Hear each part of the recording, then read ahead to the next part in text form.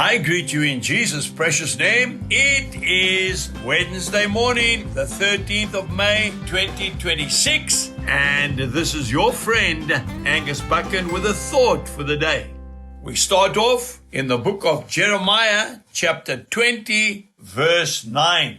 Then I said, I will not make mention of him, nor speak any more in his name. But his word was in my heart like a burning fire.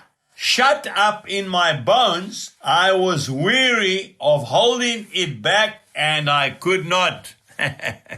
Folks, Jeremiah had had enough. He was completely ridiculed, and he said, that's enough, Lord, no more. I'm not preaching your word anymore. But then he said, but I can't help it. I have to.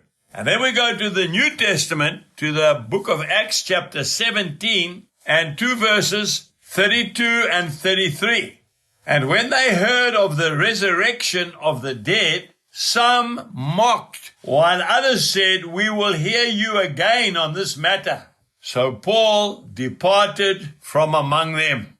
Have you ever felt like giving up? Have you ever felt like saying, Lord, that's the last time I'm preaching or speaking or talking to people about Jesus, because they don't listen and they mock me every single time? That's what they did with one of the greatest preachers of the whole Bible. I'm talking about Paul the Apostle. Same thing happened with Jeremiah. He said, that's enough. I'm not doing it anymore. They're not listening to me. Oh, I can identify with these two giants. You know, as a young preacher, I went to a little town in the southern part of our province.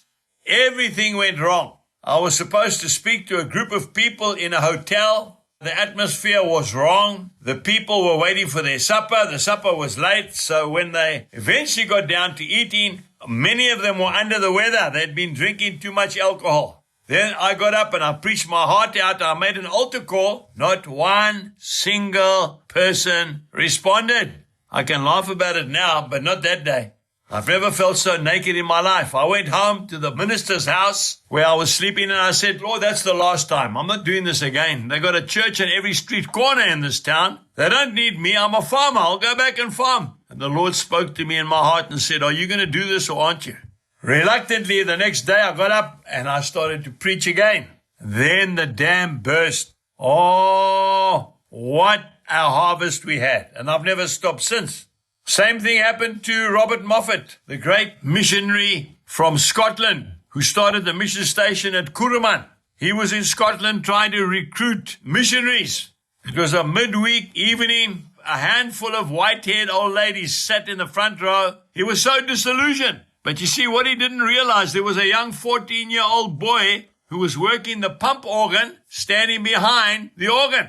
What was his name? David Livingstone. One of the giants of Africa.